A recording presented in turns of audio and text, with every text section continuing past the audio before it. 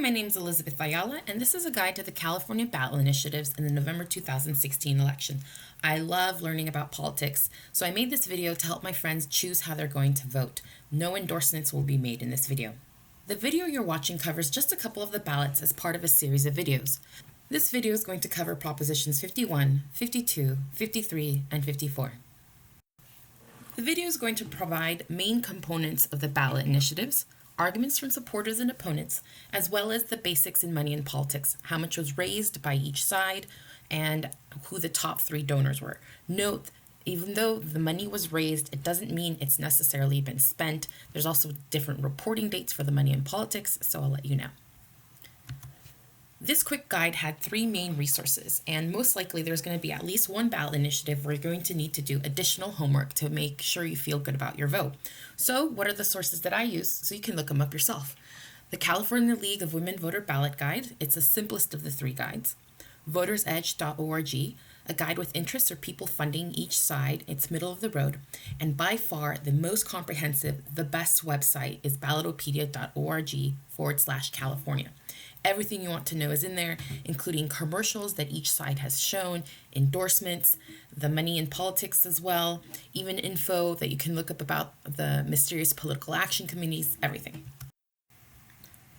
Proposition 51, school bonds, funding for K-12 school and community college facilities. A yes vote means that the state would sell $9 billion in general bonds. Basically, they would sell debt to investors, and that initial principal would be used for upgrading or building public education facilities. How would it be used?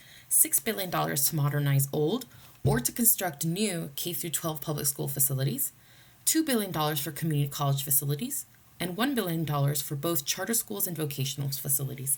Local school districts would need to come up with money to match what the state is providing. The local school districts would provide 40 to 50% of the funding, while the state would provide, therefore, 60 to 50% of the funding. Because of interest on bonds, the state would pay $17.6 billion over 35 years, about $500 million each year. For Proposition 51, supporters say that the bond would constitute less than 0.005% of the state general fund. They also say many schools and community colleges have outdated facilities and need repairs to meet basic health and safety standards. There's also provision to help lower income schools get up to 100% of the project funding if they cannot provide the matching funds themselves. Opponents to the ballot say local bonds and local control are more effective and minimize government waste.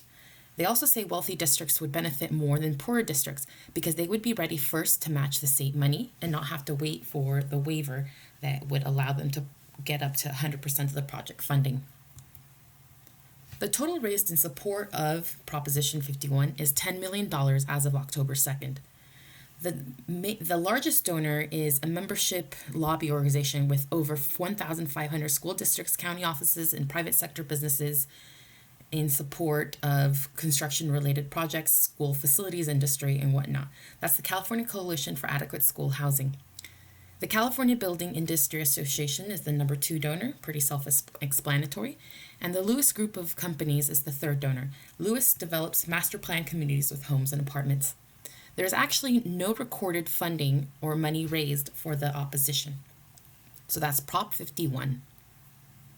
Prop 52, the Medi-Cal Hospital Fee Program. It makes a current fee structure that allows California to collect federal funds to help pay for Medi-Cal require a 2/3 majority to change. So basically right now, when hospitals are charged a fee, the federal government matches the money raised by the government of California. And in order to change it, this bill would severely limit the state legislature's ability to change it actually. And in addition, it changes the state constitution so that these new funds don't count towards the education minimum. What do I mean by that? A previous proposition changed the California Constitution in 1998 that 40% of all state revenue must go to education. So the Medi-Cal fee collected would now not count towards that 40% minimum.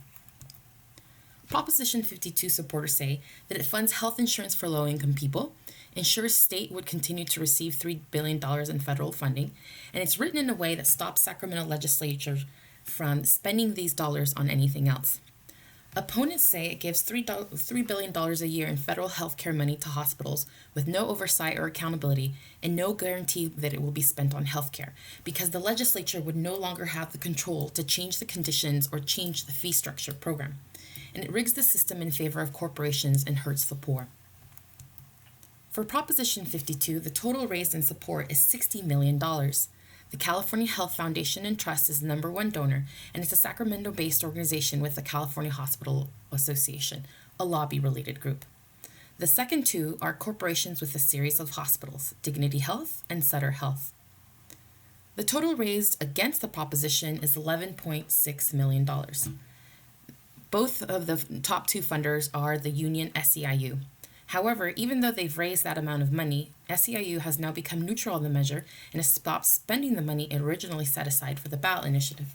All of this data is current as of October 2nd.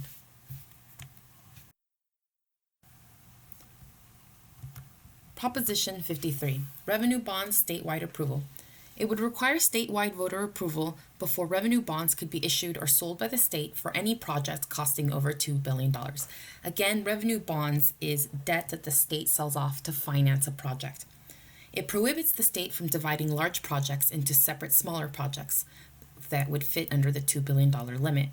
It applies to all bonds and projects where the state has any role, whether it's solely a state project, such as the Bullet Train, or a special district that includes local governments and the state is only a stakeholder.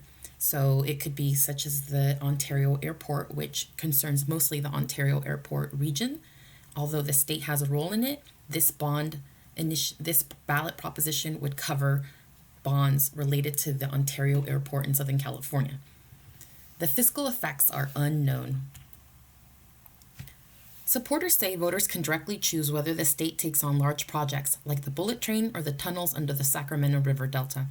It would close the loophole in state law that requires voter approval for general obligations funds, but not billion-dollar revenue funds.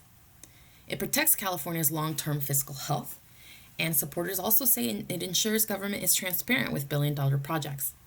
Opponents say it takes away local control by requiring a statewide vote for many local projects, even when solely funded by local users and ratepayers. So the example here for the Ontario Airport in Southern California would be because the state is a stakeholder, even though the bond would be paid by the local governments, the local entities to the Ontario Airport, because the state has a role, the whole state would need to vote on any bond issued by the Joint Powers Authority covering the Ontario Airport. And Joint Powers Authority is a fancy word for special districts. Opponents also say it prevents or delays repairs and maintenance of the state's water systems, the most pressing infrastructure issue facing California. It prevents or delays repairs and maintenance of infrastructure projects and systems after emergencies and natural disasters, and that it jeopardizes California's long-term economic health and safety due to deferring necessary infrastructure work. So who's funding this initiative? The total raised in support is $5.6 million. The top two funders are Mr. Dean Cortopassi and his wife, Miss Joan Cortopassi, and they're wealthy farmers in the Central Valley who are affected by a $15.5 billion plan to build two tunnels to divert water around the Sacramento-San Joaquin deltas to the south. So they're basically the ones who collected the initiative, paid for the signature collection, as well as paying for continued campaigning for it. Total raised in opposition is $3.9 million. The California Democratic Party is the top donor.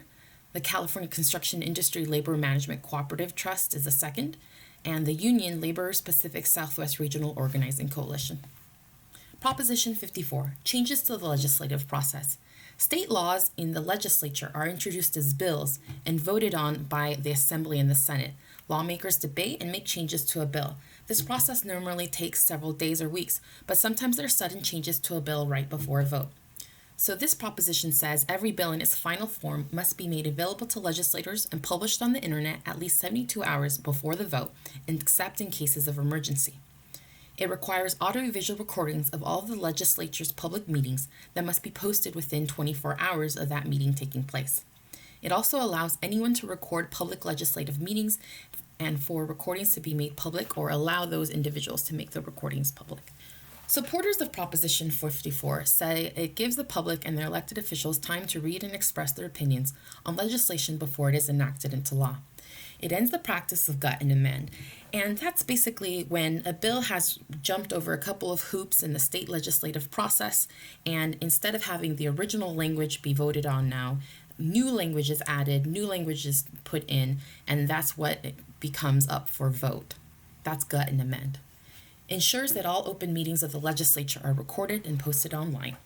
Opponents say these are necessary, burdensome, and time-consuming restrictions on the legislative process, that it makes needed small technical changes, small phrases perhaps in bills, more difficult to accommodate, and that gives lobbyists and special interests extra time to lobby and launch campaigns to attack hard-fought bipartisan compromises. So who's funding it? The total raised in this election cycle is $10.5 million.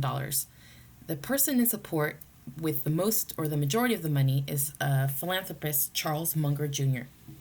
The second supporter is Vocal USA Philanthropy, which is a 501c4, I believe, nonprofit organization. There's no recorded opposition money been raised.